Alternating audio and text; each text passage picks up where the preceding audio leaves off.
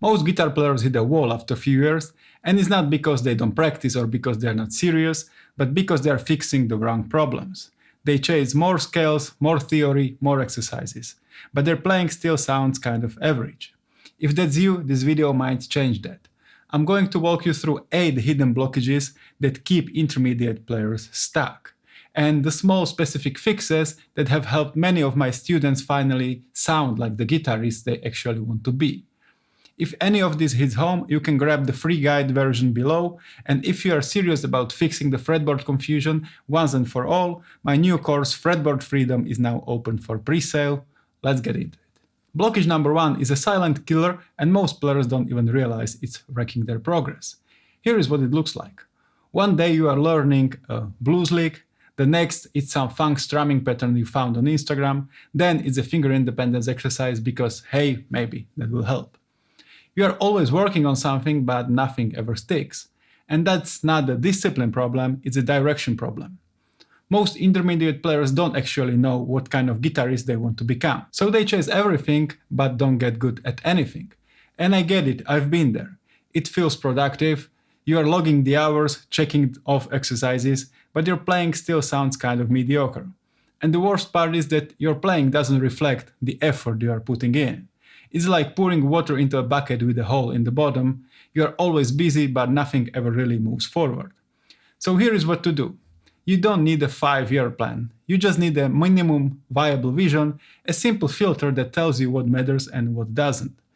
Think about what kind of music do I actually want to play well, which players actually inspire me to pick up the guitar, what would feel like real progress 6 months from now. I had a student like that. Dedicated, practiced daily, but always felt unsatisfied.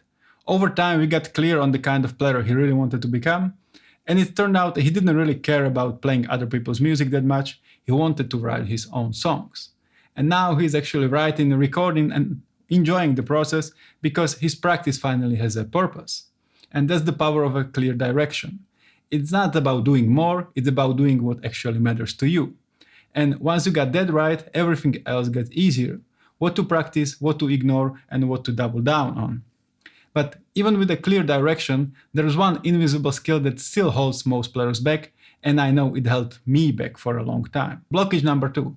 I learned everything from tabs or guitar magazines. I struggled to figure out even simple melodies by ear. And when I tried to solo, it sounded like a scale pattern, not real music. No dynamics, no emotion, just notes. But this wasn't a technique issue. By most standards, I would consider myself a technically solid player. It wasn't about speed or accuracy either. It was because my fingers were moving, but no one was leading them. I had trained my technique, but ignored my most important musical tool, my ears. So to fix my hearing, I started learning by ear, and that changed it all for me. At first it was slow and frustrating, but eventually it became much easier, much more natural, and more fun. If you are in the same spot I was, here are 2 things you need to know. Your ears are trainable and they will improve if you give them a chance. And you don't need a perfect pitch to be a great musician.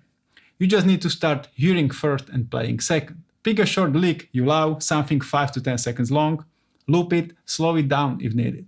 Listen until you can sing or hum it from memory, and then try to figure it out by ear, note by note. Match the phrasing, the bends, the feel, not just the pitch. And that's how you build the ear-hand connection, not by running more scales, but by imitating music until it becomes part of you. But even if your ear is sharp, it won't help if the fretboard still feels like a puzzle you can't solve. So let's talk about one of the most frustrating blockers of all, not knowing where you are on the neck. Blockage number 3. I've taught hundreds of intermediate guitar players, and 99% of them have this problem. They might know a few chords up the neck, they might know some scales in different positions, but the fretboard still doesn't make sense as a whole. They are stuck seeing the neck as a set of disconnected shapes, not as one connected playable space. And I believe the main reason is the way fretboard orientation is usually taught. 5-shape system, 7-shape system, confusing patterns of scales and chords that are hard to remember and even harder to use musically. It's just too complicated to think about the fretboard like that. Because here's the thing, The fretboard doesn't unlock by memorizing more shapes, it unlocks when you start seeing the logic behind the shapes. If you want to be a great player, not just someone stuck in box 1 forever, you need to pair your ear with a clear visual understanding of the neck. When those two click together, your playing jumps to a whole new level. That's exactly what I help you build inside Fretboard Freedom, a step-by-step course designed to help you finally understand the fretboard in a way that sticks and help you solo confidently across the neck using just 2 compact shapes. No theory overload, no 5-shape madness, just clarity and confidence. If you want to get a feel for the approach, I've shared parts of this system in some of my older videos. You can start right here. But if you are serious about breaking through this for good, the full course is available now on Presale, links in the description. Blockage number 4. There's this story about famous jazz trumpet player Dizzy Gillespie, where someone once asked him how he improvises, and he said something like, "First I fill my head with rhythm, then I add the notes on top." And I didn't understand what he meant at first. I always thought what you play is more important than when you play it. And like a lot of players, I didn't pay much attention to rhythm guitar. But as I got better, it started to click. Rhythm isn't just part of music, it is the foundation. No matter what you are playing, if your rhythm is shaky, you still sound like an amateur. But if you've got the right groove, you can play almost any note and make it sound good. But when you combine good rhythm and good note choice, that's when the magic happens. And just like your ears, groove is also a skill you can improve if you work at it. So how do you do that? We don't need any special exercises to begin with, we want to start simple. Take a groove that makes you tap your foot or bang your head and work on that. Immerse yourself in the music and let osmosis and your subconscious do the work. Loop the track and play along, match the timing, the accents, the feel note for note. If they mute a chord, you mute. If they hit late, you hit late. I'll show you an example. Here's me playing the rhythm solo from John Mayer's Who Did You Think I Was? And the one he played during his Berkeley clinic. I spent months trying to match this groove the best I could, and here's the result.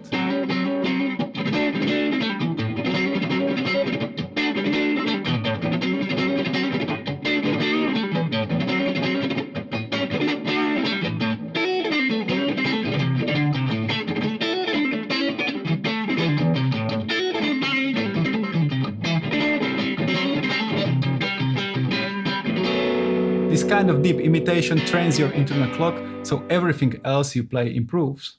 It gives your playing a pulse that guides everything you do. But even great rhythm won't save your sound if your brain and hands aren't properly connected. Let's move on to the next blockage, one that shows up in out-of-tune bends, buzzing notes, or sloppy vibrato. Blockage number 5. I had a student with a strong ear and really good musical imagination. He could sing beautiful lines over chord changes, but when he picked up the guitar, none of it came out. There was this strange disconnect between his brain and his hands. He knew exactly what he wanted to play, but his fingers couldn't execute it, and it was quite frustrating to watch. His music was being destroyed by his sloppy technique. And mediocre technique doesn't just affect speed or accuracy, it breaks the connection between what you hear and what you can actually play. And no matter how good your ears are, your ideas don't come out the way you hear them in your head. And no, just playing the same thing over and over again doesn't help either. Because no amount of sloppy playing leads to clean technique. You just get better at playing messy.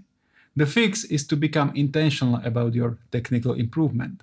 If a chord transition buzzes, if a riff doesn't come out the way you imagined, if you feel tense when playing a faster lick, those aren't flaws to ignore, those are opportunities.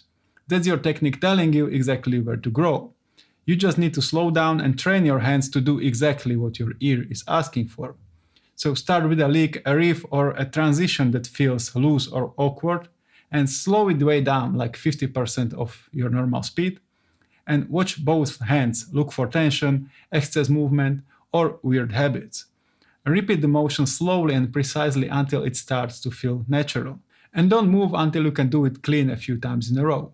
You are not just repeating, you are retraining and giving your technique time to catch up.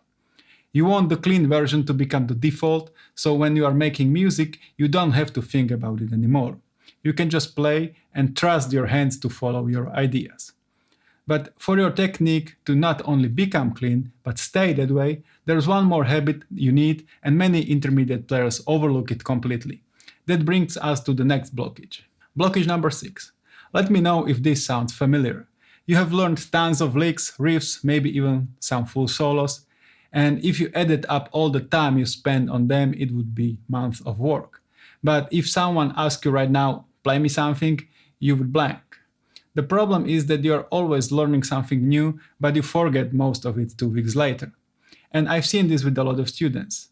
They're surprised that they can't remember what they were practicing just a few weeks ago, and they think it means they are doing something wrong or that something wrong's with them.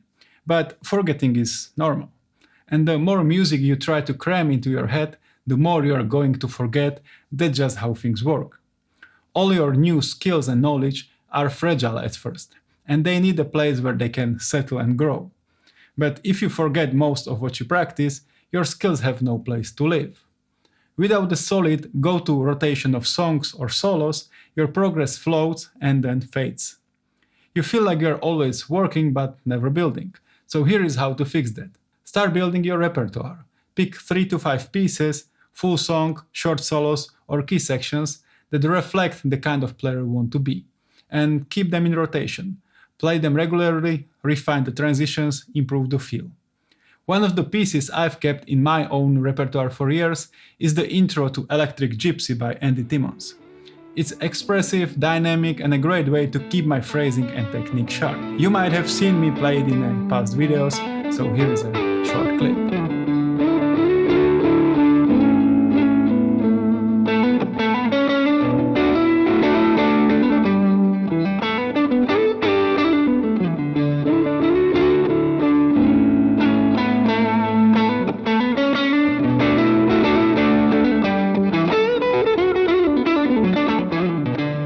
Your repertoire becomes your home base, the place where your phrasing, groove, and technique resides. It gives you a clear way to check in and see how well you are actually doing. This is how serious players do it. They don't just practice their own material. They revisit, refine, and internalize what they have learned until it becomes second nature. So remember, your repertoire is where your progress lives. Blockage number 7. Everybody says that if you want to become a solid guitar player, you need to practice. And it's kind of assumed that you already know what practice actually means, as if you were born with this special skill and automatically know what to do the moment you pick up the guitar. But if I can speak from my experience, both as a guitarist and a teacher, 99% of students are doing it wrong. And here is a simple test. Can you clearly answer what you have improved in the last week? Not what you have practiced, but what has actually improved. Because if you can't, you are not using your time wisely. If your goal is to become a serious musician, then you need to get serious about learning how to practice. Because again, it's a skill and it needs training. You can't just hope that repeating the same movements over and over again will somehow make them perfect. Or that looping a song from start to finish is how professional musicians practice. That might help if you are a beginner and the most complicated thing you are playing is 4 chords and a strumming pattern. But once you hit the intermediate level, that kind of practice becomes useless. It's just busy work that feels productive, but doesn't actually change your playing. And if you are an intermediate guitar player with limited time, this becomes even more important, because you can't afford to waste hours on mindless repetition. So how do you fix it? Here is how to think about it. The only goal of practicing is to create a change in your playing on purpose. And in order to do that, you need to feed your brain the right information at the right pace, so it can start adjusting whatever sloppy programming is still left over from the past. There are 2 main tools you want to use every day to get more from your practice time. Slow it down and piece it up. Let's say you are practicing a longer blues lick like this.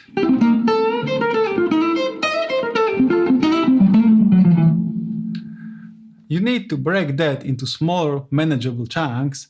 Slow each one down until you are completely sure about finger placement and pick direction, and then piece them together like Lego blocks, first slowly and then gradually adding speed. So this might be my first block, and I need to practice just that. Paying attention to pick direction, to finger placement, and so on. And then I will slowly add some more pieces, and then connect it all together. And with every repetition, keep the ideal version in your mind. And after each take, ask yourself, how close was that to the target, and what needs to get better in the next one. This way you are programming your brain to adjust until you can play it cleanly and consistently every time. Yes, this kind of practice might feel slow and even a bit boring, especially if you are used to just jamming or running full songs. And yes, you will be tempted to rush through and move on to something else. But that urge to rush is just another part of bad programming that leads to mediocre results. So pause, take a deep breath, refocus, and come at it again. Once you see how powerful this kind of intentional practice really is, a focused 15-minute session can move the needle. But even with perfect practice habits, there's one more thing that can quietly kill your progress. So let's talk about the mindset problem almost every serious player runs into. Blockage number 8. This one is probably the most dangerous of all the blockages because it doesn't just slow your progress, it can make your entire musical journey feel like hell. And it's baked into the process of improvement, so it affects all of us. Because if you want to become the best version of yourself, you have to put in the hours, you have to work at it. And understandably, deep down, you expect that effort to pay off. But when it doesn't, or more often when it feels like it's not paying off, you start to get desperate and frustrated. So what do? You push harder, you try to squeeze even more into your practice time, you start comparing yourself to other players. But there's a downward spiral and it never leads anywhere good. It happened to me. There was a period where I put all my free time into the guitar. 6, 7, 8 hours a day on top of a full-time job teaching guitar. I wanted to be the best, but when the improvement didn't match my expectations, I became more and more desperate. So I pushed even harder until I completely started hating my life, and I was completely exhausted. And I really was on the brink of quitting guitar altogether. And the worst part was I wasn't even getting much better. It took me years to realize that you can't force breakthroughs. You can only create the conditions for them to happen. And the energy and mindset you bring to practice is one of the most important parts of that. So when you practice, go all in. Work with full focus, give it everything you've got, but then step away. Take real breaks and let your brain and body recover. Don't just push and push. Let the work sink in. Because rest isn't a reward, it's part of the process. Train like a pro, but rest like one too. And most importantly, enjoy your journey. So what if it takes you years to get really good? If you want to be a serious guitarist, you don't really have any other options, right? So stop chasing fast results and just take it one small step at a time. So those were the 8 blockages that quietly hold so many intermediate players back. To go deeper, grab my free guide, The 8 Blockages Killing Your Guitar Progress. You'll find the link below. And if you are ready to finally open the fretboard and start soloing with confidence across the whole neck using just 2 simple shapes, check out my course, Fretboard Freedom. It's on pre-sale now for a special price. Link is also below. Thank you for watching.